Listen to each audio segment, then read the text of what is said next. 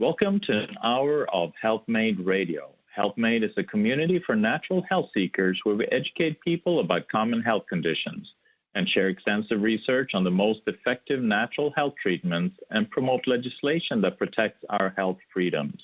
The core concept belief is in the innate intelligence and healing power of the body, and if properly supported spiritually, emotionally, and nutritionally, it can find its way back to health. HealthMade Radio will bring you information from integrative health experts throughout the world. Check us out at healthmade.co. Health is what you make it. I'm Dr. Michael Karlfeldt, and I'll be your host. Today's guest is Richard Maybury, award-winning author, successful business owner, teacher, and writer who's published in the Wall Street Journal, USA Today, Business Week, and other major publications. He's had more than 2 million words published. His Uncle Eric books have sold over 600,000 copies. The 11-book series has once again won Mary Pride's 2021 Practical Homeschooling Reader Awards in the Worldview Curriculum category. This marks the 8th year his Uncle Eric series has been voted a winner. The books continue to be among readers' favorites, especially with those using at-home education. For 30 years, Mr. Maybury's U.S. and World Early Warning Report, an exciting and revealing financial newsletter, has remained ahead of current events. Some of the topics include the challenges and profit opportunities in cyber warfare, creeping socialism, malinvestment, inflation, debasement of law, looming international threats, and more. To know how your investment will behave, you must know how governments will behave. He has steadily proclaimed for 3 decades, and you can read about this at earlywarningreport.com. His 5-book Great Monetary Calamity Kindle series is drawn from early warning reports. The series is now more crucial than ever as the U.S. federal debt has surpassed $28 trillion. When it was first published in 1991, the debt was $4 trillion. His extensive study of the economy of the Roman Empire revealed to him the crucial connection between law and economics. This led Mr. Maybury to the bedrock laws of ethics that made civilization possible. They are the basis of his ethics training and certification course. Any teenager or adult who learns a system of reasoning will stand a much better chance of success in every part of life. Richard Maybury is neither Republican nor Democrat, liberal or conservative. Instead, he believes in the principle of the original American philosophy, juris, naturalism, which is Latin for natural law, also called higher law. This is law that cannot be made up by politicians. See the Uncle Eric books, Are You Liberal, Conservative, or Confused? And Whatever Happened to Justice?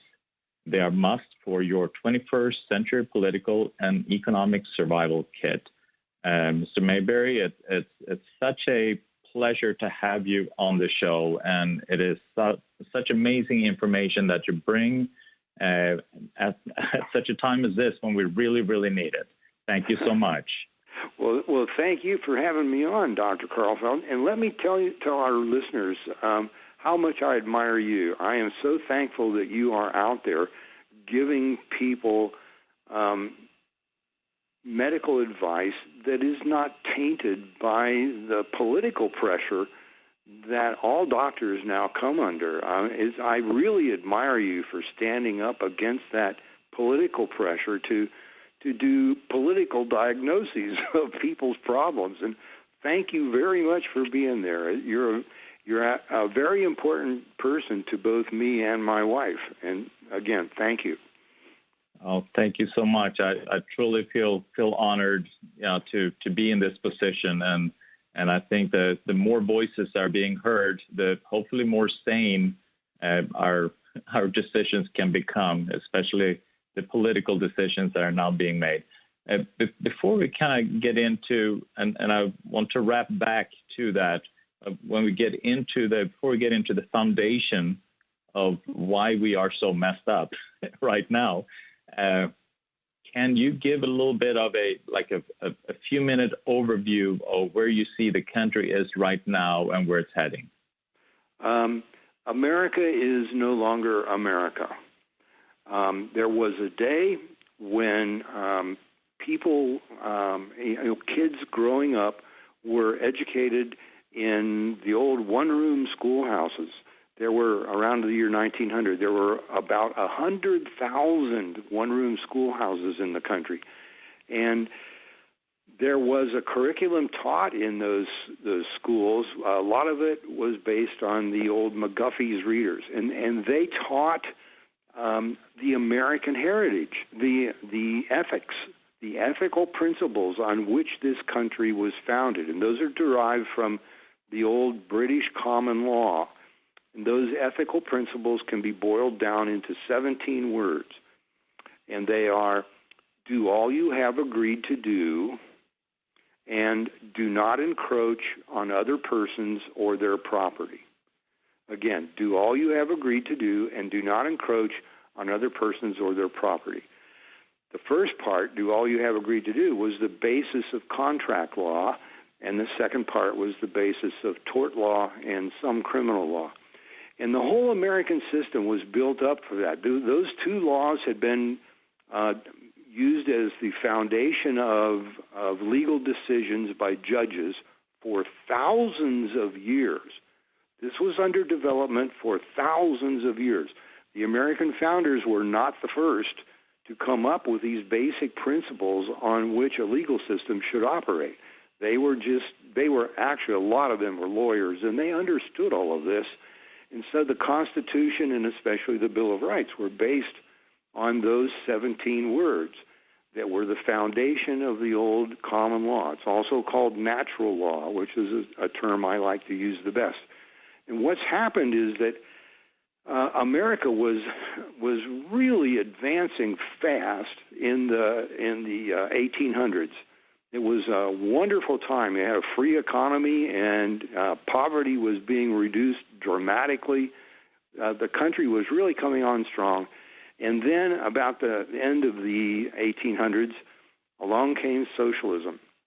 And the socialists, who at that time, they were people who had good intentions. They thought they had come up with a solution to build a utopia. And they figured out that they weren't going to create the new socialist man, as they called it, the new socialist man, unless they got hold of the education system. And so they did that. They went on a campaign back there more than 100 years ago to get control of the educational system, and they eventually wound up with what we have today, with these giant factory model assembly line schools that kids are put into, and they have no resemblance whatsoever of the old one-room schoolhouses, which were built on the model of the family. A one-room schoolhouse was a family and operated with the kids helping each other. These new factory model schools, these assembly line schools, they have hundreds and even thousands of kids in them. They are what the socialists envisioned as a way to brainwash the whole population into believing that government was a solution to all their problems. And that's how kids come out of school today. They come out believing that no matter what your problem is, the answer is more government. And they have this religious faith that the government can fix everything, and that whenever you have a problem, you should contact the government and ask for somebody to do something about it. So you have a whole population just dedicated to growing political power. And, of course, there are people who love political power. That's the legalized privilege of using brute force on people who haven't harmed anyone. That's what political power is. It's that special power that governments have to meddle in people's lives. So you got the whole population practically that's dedicated to growing political power, meaning the meddling in people's lives. And that's essentially what's wrong with America today, is the system of freedom, the system of liberty, has been pretty much wiped out by the government control of the schools. And a good point that I make here, I think, is that, why is it that the First Amendment says freedom of the press? and freedom of speech. Well, it's because we don't want the government controlling our brains. We don't want to all have all of us brainwashed by the government using the press to tell us what we ought to think. But what the socialists figured out is they could bypass the First Amendment and just grab hold of the schools and colleges and use that to brainwash the population. And it has worked beautifully. Oh, my gosh. It's one of the greatest frauds in the history of the world. So, okay, I've talked enough now. I'll turn it back to you. That's perfect. Yeah, and that... And what's fascinating with that, like you mentioned, it's not like it happened yesterday. This has been a long sought out plan that has been gradually implemented so that to minimize any kind of opposition for these kind of changes. So it's been very gradual shift and very thought out shift towards to where we're at right now. But let's take a quick break. You're listening to Health Made Radio. I'm Dr. Michael Karlfeldt. I'm here with Richard Maybury. We'll be right back. Welcome back to Health Made Radio. I'm Dr. Michael Karlfeldt. I'm here with award-winning author Richard Maybury. He's been featured in Wall Street Journal, USA Today, Business Week. He is also the author of earlywarningreport.com, and also his Uncle Eric books series have sold over 600,000 copies. So, Mr. Maybury, you're creating then this picture how we were changing the educational system, moving it then towards where we essentially have a new religion. I mean, it looks like we all now have faith in the government and that the government is the one that is going to save us. Versus how it used to be, where we were operating on scientific, naturalistic principles that are unchangeable. I mean, they were always there. I mean, this is how nature operated, and we had law that were in line with that. And now we are then creating law that is not related to that in any shape or form. I mean, what kind of impact does that have on us as a society? Oh, it's just tearing us up. It is just ruining this country, and I think try to find an American who doesn't realize that something is terribly wrong. It's a case where people have been taught this religion, this belief that the government is some kind of god, some kind of superhero that can solve all their problems. That's false. And so everybody is taught to believe in this false religion, and there aren't very many of us who fall through the cracks, unfortunately. Most people come out of school and college thinking that they know the truth about things, when in fact they don't realize that they've been brainwashed into seeing what is not reality, that they are operating on the basis of reality. And it goes back, the direct effect is that is seen most in what's called economic calculation.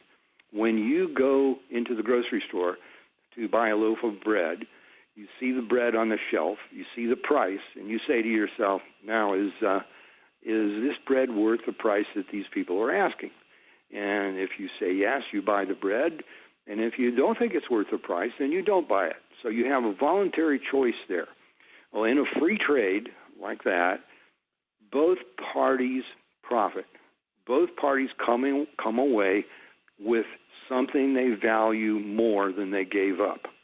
In your case, you value the bread more than the amount of money. And the baker who made it, he values the money more than the bread. And so you both come out ahead. And all of the free trades throughout the whole country what they add up to is what we call progress. The more free trades you have, the more people come out ahead, and the more we all move forward, and life gets better. Well, when governments get into that transaction, when they begin to use force to force us to buy something, then that ability for both sides to profit goes away. When you are forced to buy something by the government, let's say schools, okay, you're taxed to buy the school. Nobody says to you, we're offering you this for, voluntarily, and you can pay for it or not. It's up to you. That doesn't happen. They just send you a bill and you better pay it. So you're not allowed to agree on the price you're paying for all of these government services, and they're increasing all the time. More and more of the economy becomes run by the government.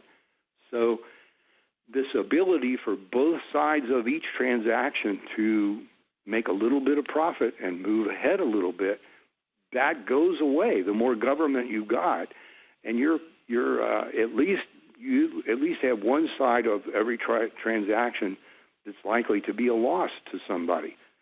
So your society moves backwards. And there's a very interesting statistic on this. There have been more than, it's more than 22 civilizations that have been on this planet before us. The ancient Egyptians and the Romans and the Aztecs and Incas and on and on and on. As far as we can tell, every one of them, the decline and fall of every one of them was preceded by a rapid increase in government.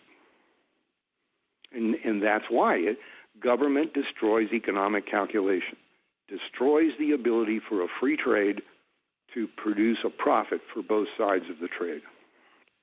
And that's really, because here we are essentially paying for services that we ethically don't believe in, that we don't need, and also for services that we feel are actually creating harm on us. I mean, one hot topic, obviously, that we're dealing with now is the issue with the COVID vaccine, for instance.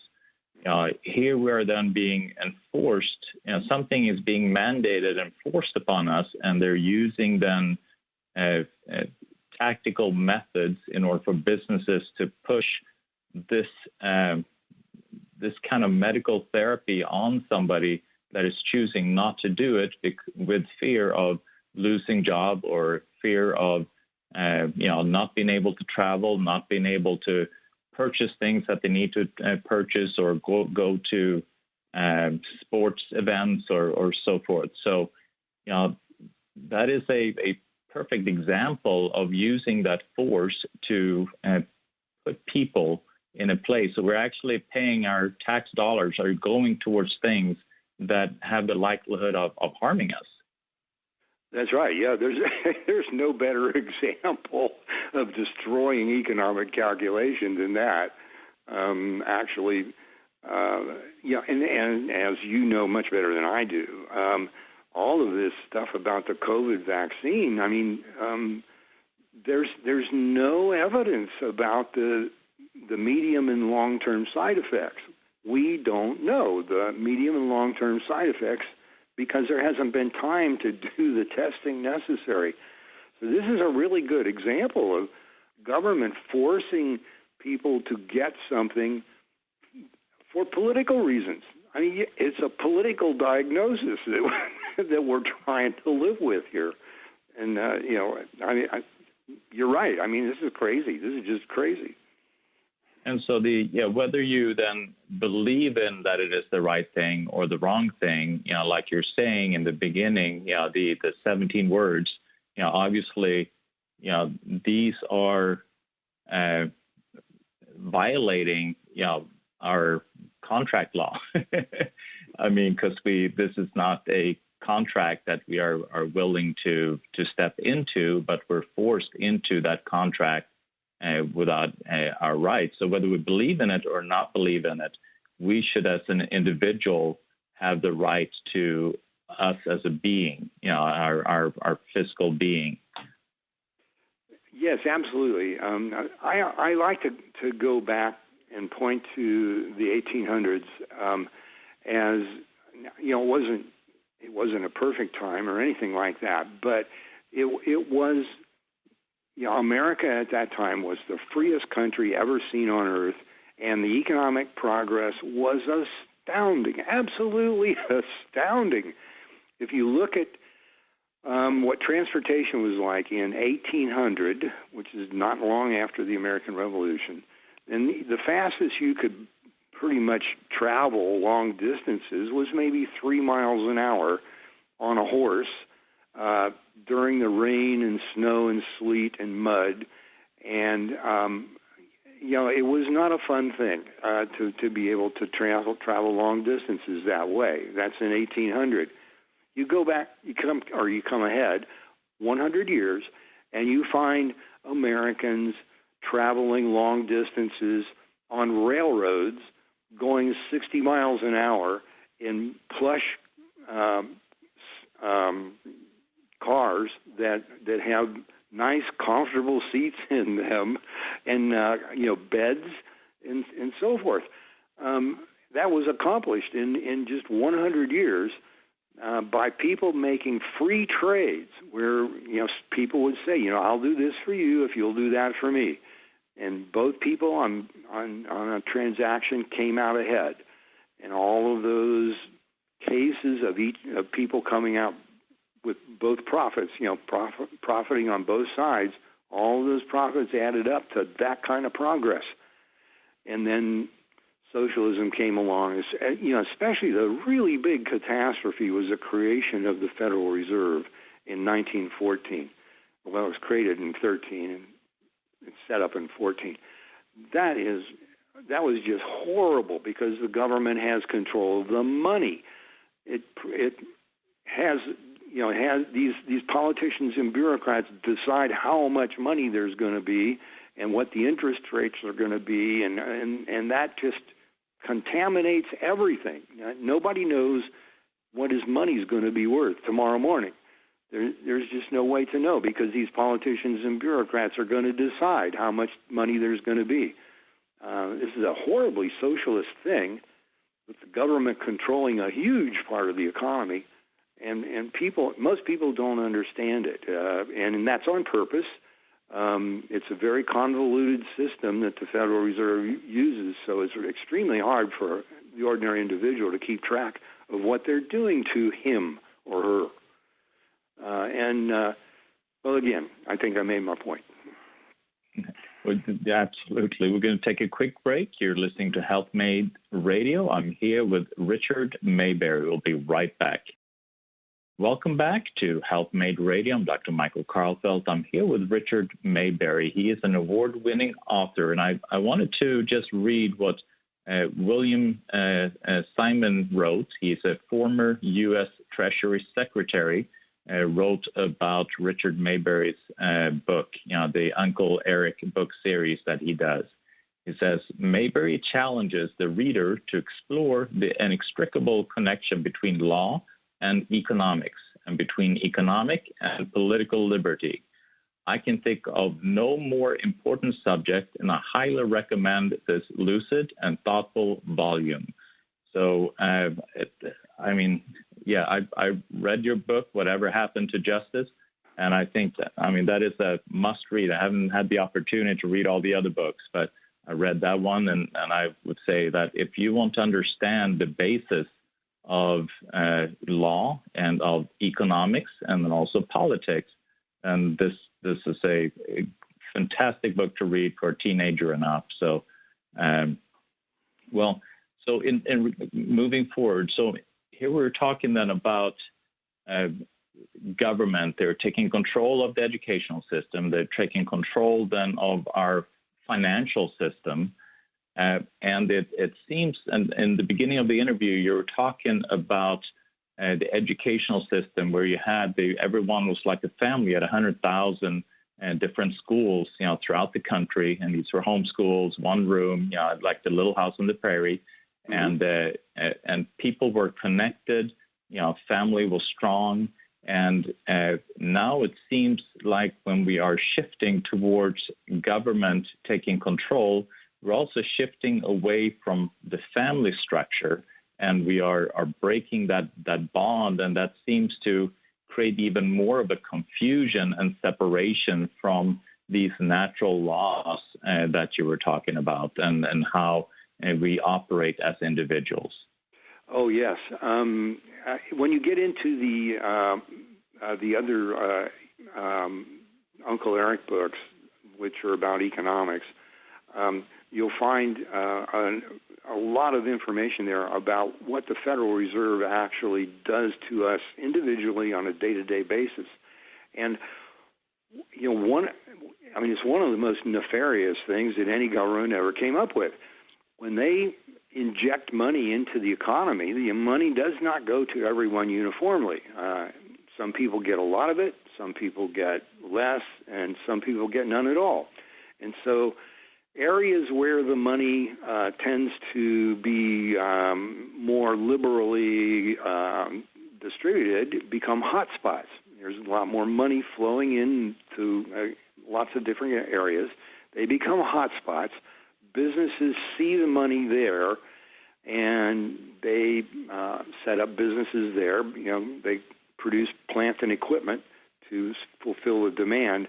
So these hot spots become filled up with businesses that hire employees, and as long as the federal government is pumping money into those hot spots, then those hot spots are very prosperous, and people move in there and they build houses and all of this. Well, then the government finds that the value of the money is declining.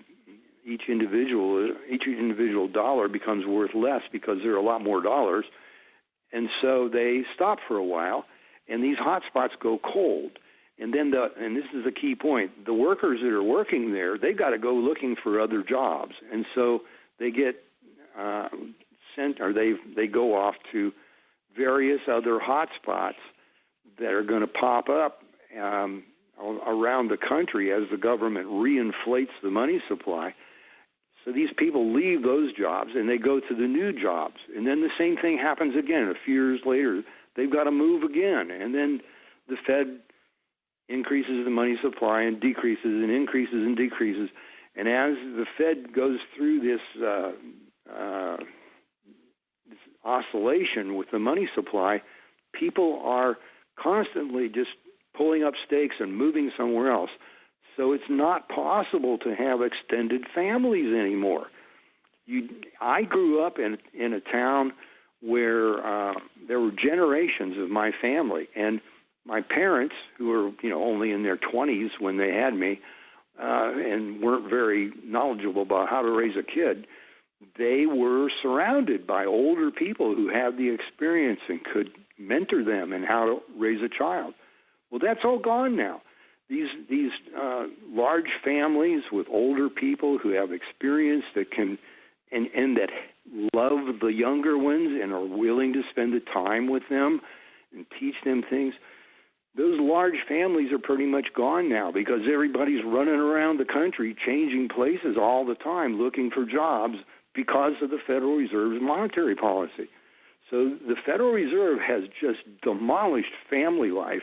I mean, it's just been horrible. And I wish that the psychologists, the people that the MFTs and the others who try to help people who have emotional and psychological problems, I wish they understood this so they would know what they're up against when they're trying to help people. That you have people who have these are human beings and are being isolated by Federal Reserve policy. It almost seems like we're in the middle of a Pavlov's dog experiment, where the government are the scientists and we are the rats, or the dogs, I should say. Mm-hmm. And they're using then the money for to control our behavior. So kind of rewarding us for good behavior and then pulling money away for bad behavior. And that way you're conditioning individuals as to how to think, how to behave. And they obviously, if they go against that, then their livelihood is ripped away. So as a business owner or as somebody that has a trade, they feel like they really don't have any control over their life. That's right, exactly. And they're right. They don't have very much control. It's nothing like it was back in the 1800s when you could make agreements with people, do your planning, and you could count on them to keep their word, and you could create a business that was going to flourish, and not have some politician pass some law that's going to yank the rug out from under you. But that's what all businesses live with today. They don't know from one day to the next what these people in the federal and state and local legislatures are going to do. These people change their minds all the time. Here's another really interesting statistic. The federal government alone, just the federal government, not the state governments, not the local, just the federal, has made up more than 300,000 laws. And they're changing those laws all the time. So there's no way to know what they consider to be right and wrong. And you just cannot plan ahead. And that's a big part of what's wrong with the country is nobody can plan ahead because these people are constantly changing the ground rules. It's torture. As you say, you use the word experiment, and that's exactly what's going on. The people in Washington now and in the state capitals and local lawmaking bodies, they think they have the privilege of experimenting on us. And that is what they're doing all the time. They're using us like a bunch of lab animals. Oh, and yeah, thank you so much. We're going to take a quick break. You're listening to Help Made Radio. I'm Dr. Michael Karlfeldt. I'm here with Richard Maybury. We'll be right back. Welcome back to Help Made Radio. I'm Dr. Michael Karlfeldt. I'm here with Richard Maybury. He is an award-winning author and been featured in Wall Street Journal, USA Today, Business Week, and I also wanted to read what Ron Paul, he's a member of U.S. Congress, wrote about his book series. If our economic and political downfall is to be avoided, we must expose an entire generation of Americans to the ideas found in this wonderful book. It is, the principles, and that's what I so love about your book, is that if you go back to just very basic principles and you measure any law, you were saying 300,000 laws that we've created. If we measure that against the natural or the common law, we also use the word scientific law in your book, then how many of those laws do you think would be valid? Practically none. Maybe two or three. But, so here we come then to the difference between the natural law that's based upon principles or scientific principles. We measure that. We're connected. That it's a higher law, also that you sometimes refer to it. If we what is the difference? What is political law versus that? I'm sorry. What can you say your question again, please? Absolutely. So, for people to understand, here you have 300,000 laws that were created. Obviously, they are not based upon the common laws or natural laws or scientific laws. They are political laws. So, how does political laws differ from the natural laws? Because it has no foundation. There are no foundational principles for political law other than we have the power and we're going to do this to you. That's it. That's all political law is about. Is a whole bunch of people who have political power have the ability to force their opinions onto you. I would like to focus real quickly on the fact that the common law or the natural law was scientific.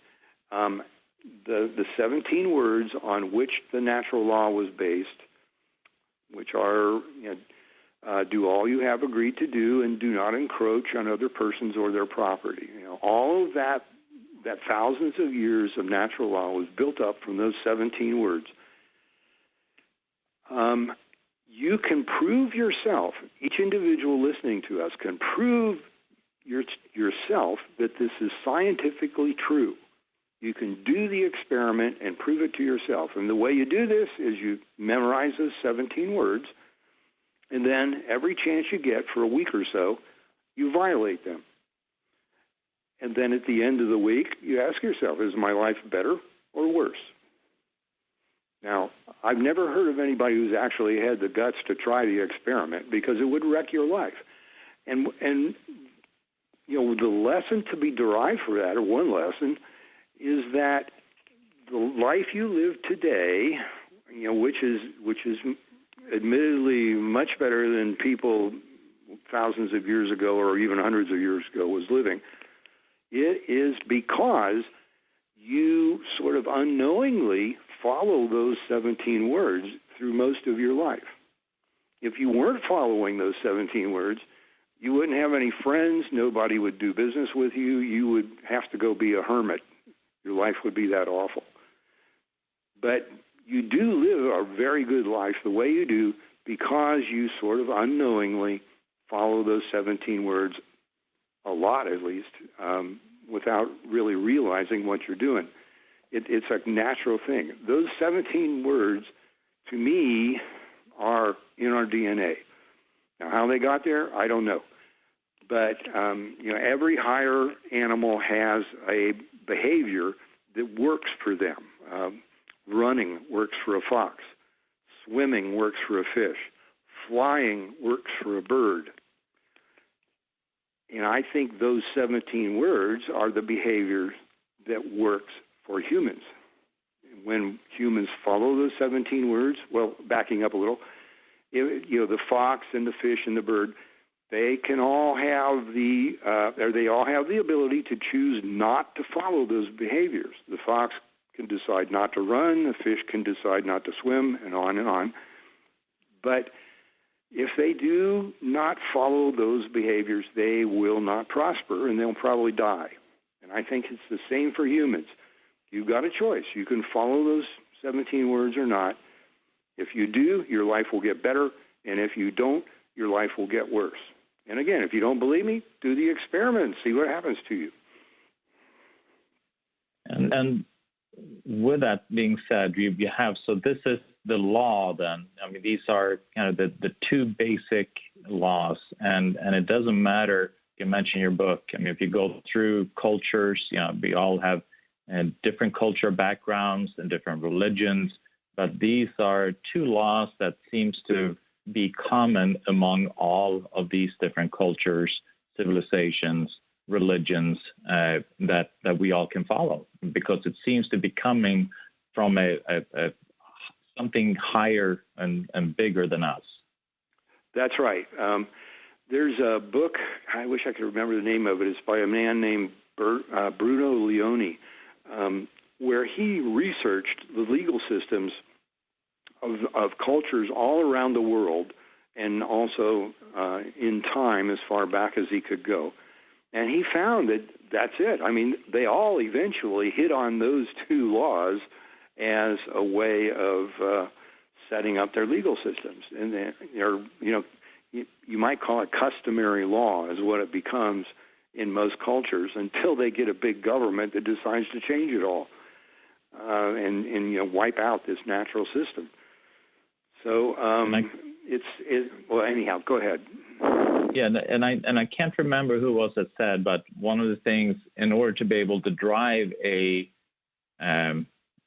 nation towards socialism, one of the tools was to have something that makes common sense, that everyone can see that this is common sense, is follow these higher principles, and this is also scientifically sound, but then through media, through other avenues, say that something completely different is true, even though everyone can see that this component here is what is truth. And by doing that, you're creating then a disconnect for individuals in their mind, not trusting in that they have the ability to reason and know, and that way they have to give their power to somebody else to decide for them. Yeah, that's very well said. Thank you for saying that. That's exactly what goes on. How many times when you were growing up in school did you get this impression that, boy, there are experts that understand this, but I'll never understand it? Well, that's on purpose. they want you to believe that there are experts somewhere that you should follow blindly because you aren't capable of understanding how the world works. And once people come to that conclusion that they need experts to do their thinking for them, then you're lost.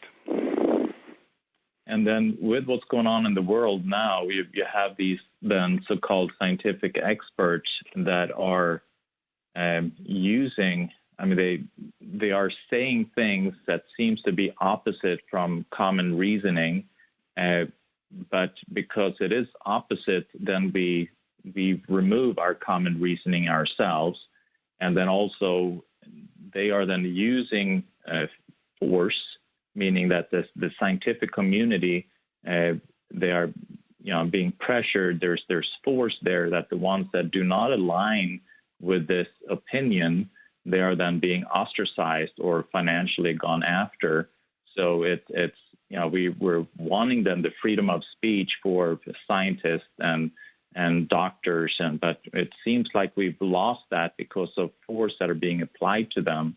So now we have lost that scientific discussion that then controls, the basis of law. Yeah. Americans have lost their understanding of the fact that political power corrupts the morals and the judgment. Most Americans, they are oriented toward producing a good life for their families, and that means they're oriented toward earning money and trying to make life better for their spouses and their kids.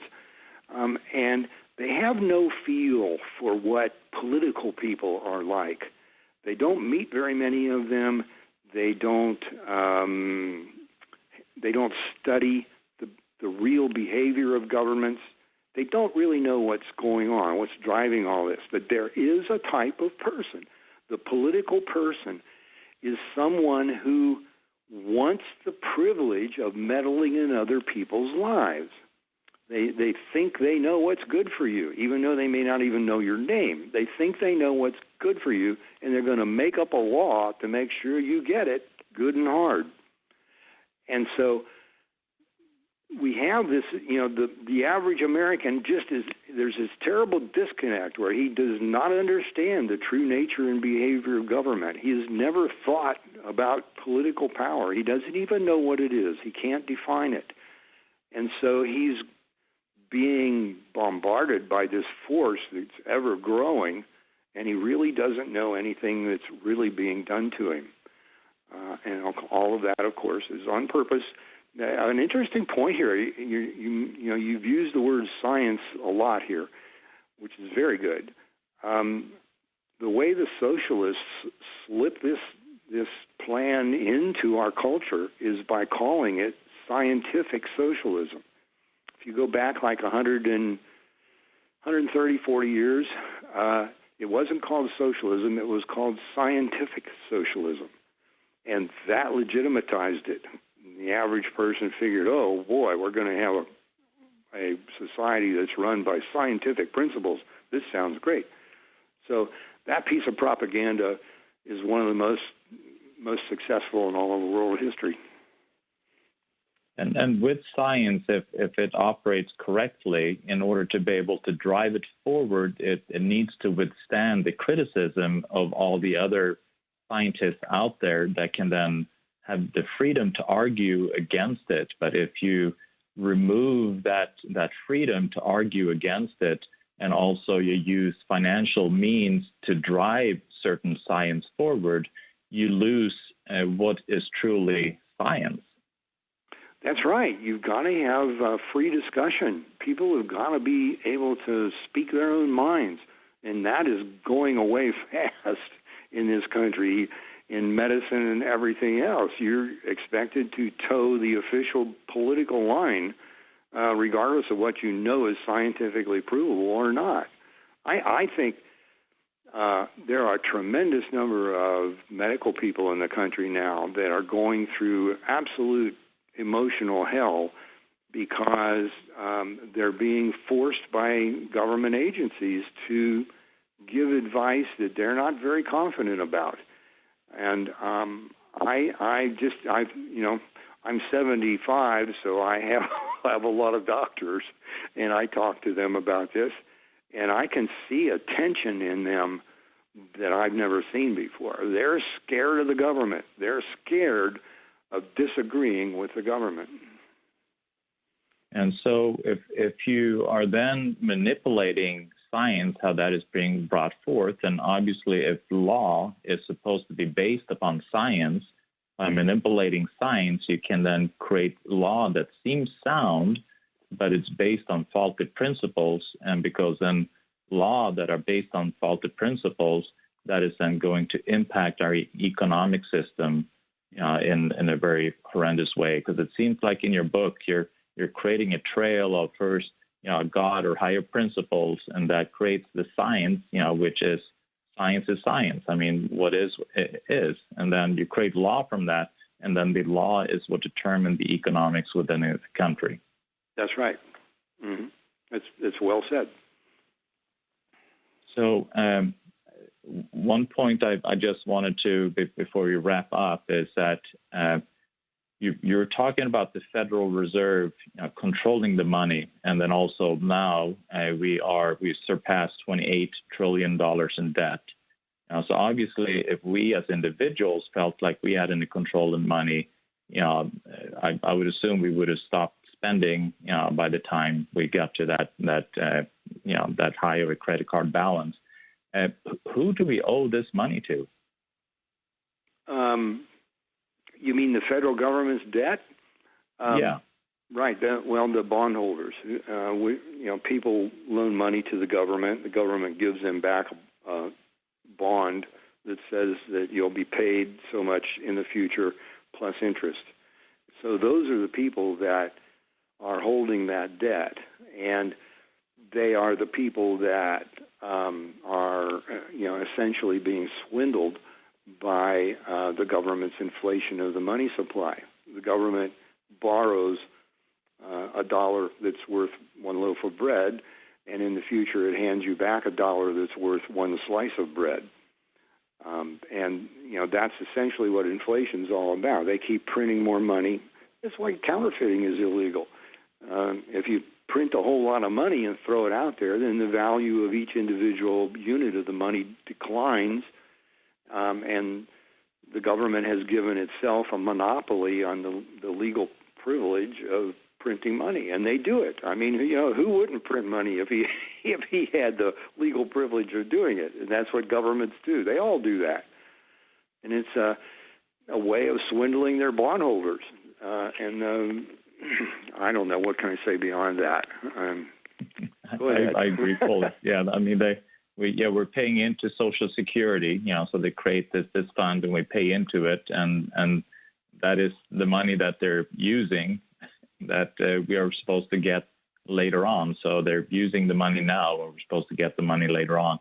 But also, is it other institutions? I mean, I heard somebody say that, like for instance, the banking industry, like the Rothschild, family, and their financial institutions, that they have control over then an X amount of nations' financial system. Is that something that you know anything about?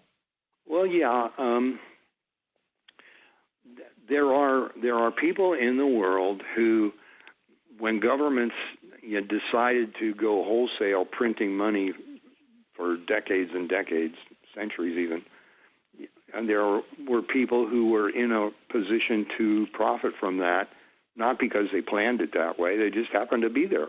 And, these huge flows of money are moving around the world all the time, and the Rothschild family and some others were in the right place at the right time, and so they wound up with, huge fortunes. But, they didn't make up these laws. The Federal Reserve, which is the part of the government that creates the money and pumps it out there, the Federal Reserve was created by Congress, and it can be altered or abolished by Congress. It's a creature of Congress. It's your individual congressman or woman who did that to you. Maybe even the ones that are there today, they aren't. The people that originally did it in 1914, they're all dead. But the Congress today is tolerating it. They get up every morning and they don't do anything about the Federal Reserve. They have the ability to. They could wipe it out tomorrow morning if they wanted, but they don't. Well, Mr. Maybury, I'm so appreciative of all the amazing information that you are giving, and I really enjoyed one of the for people to really kind of get a picture of what's taking place in regards to law, and that when we are separating ourselves from the natural law, you use the example of a baseball game where the spectators vote on the rules, throughout the game. How are the baseball players supposed to be able to know whether they're going to win or not, or whether they are, if they apply certain principles, that they're going to have a successful outcome? And it's the same with businesses nowadays, when the government throws, change the rules all the time, and then all of a sudden we have no idea as a business whether we're going to be successful or not, 10 years from now. So I really appreciate all this information that you're bringing out. Well, thank you. And I appreciate you again. It is so important to have a doctor out there that is giving advice that isn't tainted by politics. And thank you very much for that. My wife and I are both very grateful to you for that. Well, thank you so much, Mr. Maybury. That means a lot. That is it for today. You're listening to HealthMade Radio. Remember, check us out at healthmade.co. Health is what you make it. Health is what you make it. Health is what you make it. Health is what you make it. Health is what you make it. Health is what you make it.